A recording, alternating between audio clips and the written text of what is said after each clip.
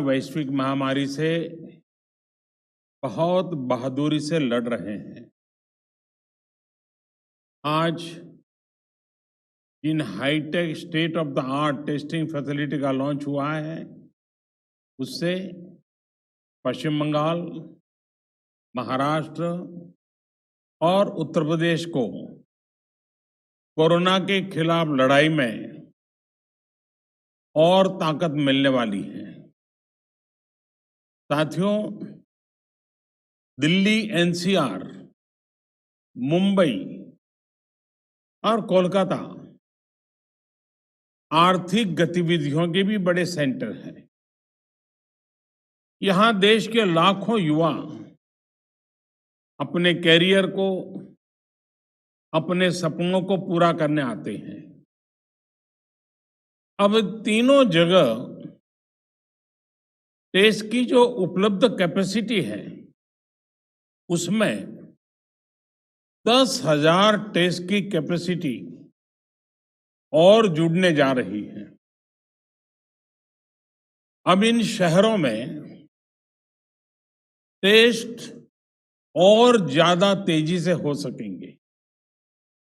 एक अच्छी बात यह भी है कि ये हाईटेक लैब्स सिर्फ कोरोना टेस्टिंग तक ही सीमित रहने वाली नहीं है, और ये बात बहुत महत्वपूर्ण है। भविष्य में हेपेटाइटिस बी और सी, एचआईवी, डेंगू सहित अनेक बीमारियों की टेस्टिंग के लिए भी इन लैब्स में सुविधा उपलब्ध कराई जाएगी। ऐसी व्यवस्थाएं तैयार करने के लिए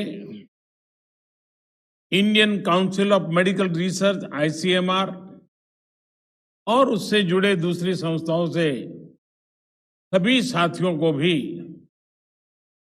मैं बहुत बहुत बधाई देता हूं। साथियों, देश में जिस तरह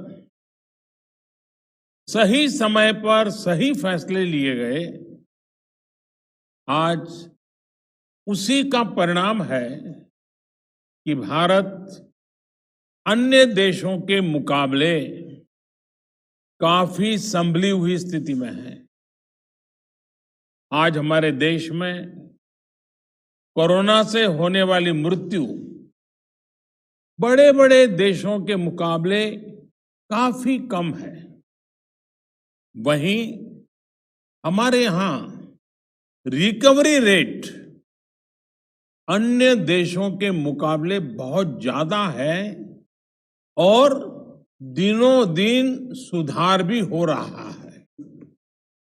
आज भारत में कोरोना संक्रमित होने के बाद ठीक होने वालों की संख्या करीब करीब 10 लाख पहुंचने वाली है। साथियों, कोरोना के खिलाफ इस बड़ी और लंबी लड़ाई के लिए सबसे महत्वपूर्ण था कि देश में तेजी के साथ कोरोना स्पेसिफिक हेल्थ इंफ्रास्ट्रक्चर का निर्माण हो। इसी वजह से बहुत शुरुआत में ही केंद्र सरकार ने 15,000 करोड़ रुपए के पैकेज का ऐलान कर दिया था। आइसोलेशन सेंटर हो, कोविड स्पेशल हॉस्पिटल हो, टेस्टिंग, ट्रेसिंग और ट्रैकिंग से जुड़ा नेटवर्क हो, भारत ने बहुत ही तेज गति से अपनी क्षमताओं का विस्तार किया।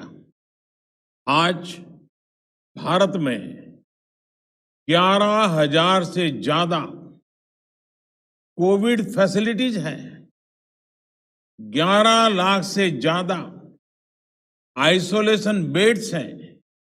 साथियों, जनवरी में हमारे पास कोरोना के टेस्ट के लिए जहां मात्र एक सेंटर था, आज करीब 1300 लैब्स पूरे देश में काम कर रही है। आज भारत में 5 लाख से ज्यादा टेस्ट हर रोज हो रहे हैं और आने वाले हफ्तों में इसको 10 लाख प्रतिदिन करने की कोशिश हो रही है। साथियों, कोरोना महामारी के दौरान हर कोई सिर्फ एक ही संकल्प के साथ जुटा है और वो संकल्प है एक एक भारतीय को बचाना है। इस संकल्प ने भारत को हैरतअंगेज परिणाम दिए हैं। विशेषकर पीपीई, मास्क और टेस्ट किट्स को लेकर भारत ने जो किया वो सचमुच में ये एक बहुत बड़ी सक्सेस स्टोरी है।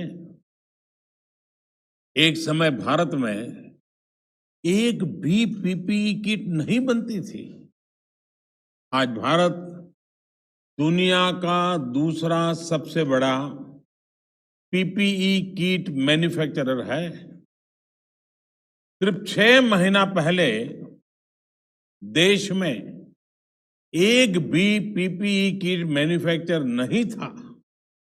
आज 1200 से ज्यादा मैन्युफैक्चरर हर रोज 5 लाख से ज्यादा पीपीई किट बना रहे हैं। एक समय भारत N95 मास्क भी बाहर से ही मंगवाता था। आज भारत में 3 लाख से ज्यादा N95 मास्क हर रोज बन रहे हैं। एक समय था जब भारत वेंटिलेटर्स के लिए भी दूसरे देशों पर निर्भर था।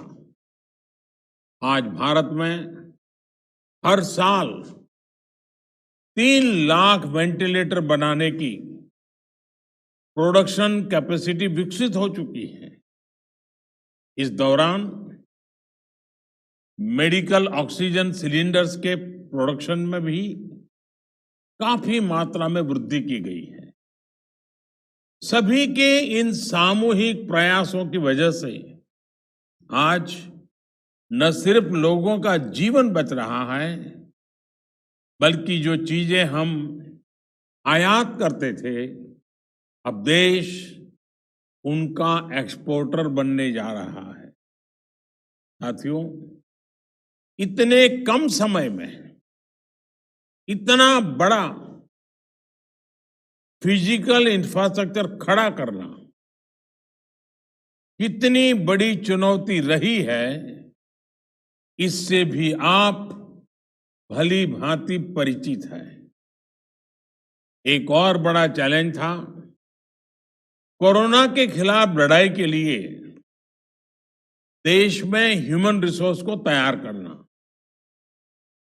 जितने कम समय में हमारे पैरामेडिक्स, आशा वर्कर्स, एएनएम, आंगनवाड़ी और दूसरे हेल्थ और सिविल वर्कर्स को ट्रेन किया गया, वो भी अभूतपूर्व है। आज अगर भारत की कोरोना से लड़ाई को देखकर दुनिया अचंभित है, बड़ी बड़ी आशंकाएं गलत साबित हो रही हैं, तो उसका एक बड़ा कारण हमारे ये फुट सोल्जर भी है। साथियों, कोरोना के खिलाफ लड़ाई में आज हम उस स्थिति पर आ पहुंच चुके हैं जहां हमारे पास जागरूकता की कमी नहीं है। साइंटिफिक डेटा का विस्तार हो रहा है, संसाधन भी बढ़ रहे हैं। अब हमें राज्य के स्तर पर, जिला, ब्लॉक और गांव के स्तर पर डिमांड और सप्लाई के मैनेजमेंट को और चुस्त दुरुस्त करना है, मजबूत करना है।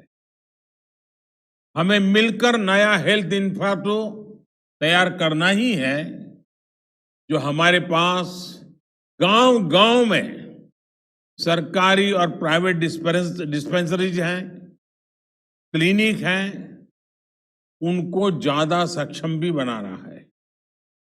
ये हमें इसलिए भी करना है ताकि हमारे गांवों में कोरोना से लड़ाई कमजोर न पड़े। अभी तक गांवों ने इसमें बहुत अच्छा प्रदर्शन किया है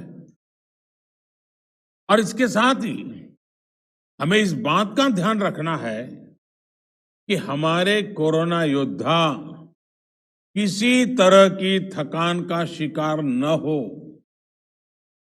हमें नए और रिटायर्ड जो भी प्रोफेशनल्स इस सेवा के लिए आगे आना चाहते हैं, ऐसे प्रोफेशनल्स को हेल्थ सिस्टम से जोड़ने के लिए भी लगातार काम करना होगा। साथियों, आने वाले समय में बहुत सारे त्योहार आने वाले हैं।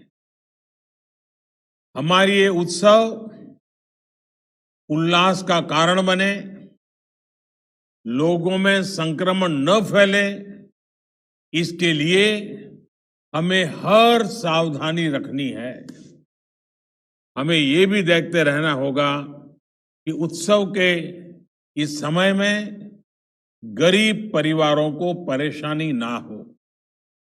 प्रधानमंत्री गरीब कल्याण अन्न योजना का लाभ हर गरीब परिवार तक समय पर पहुंचे, हमें ये भी सुनिश्चित करना है। साथियों, हमारे देश के टैलेंटेड वैज्ञानिक कोरोना वैक्सीन के लिए तेजी से काम कर रहे हैं, लेकिन जब तक कोई प्रभावी दवा या वैक्सीन नहीं बनती, तब तक मास्क, 2 गज की दूरी, हैंड सैनिटाइजेशन की हमारा एकमात्र विकल्प है, एक प्रकार से एकमात्र हथियार है।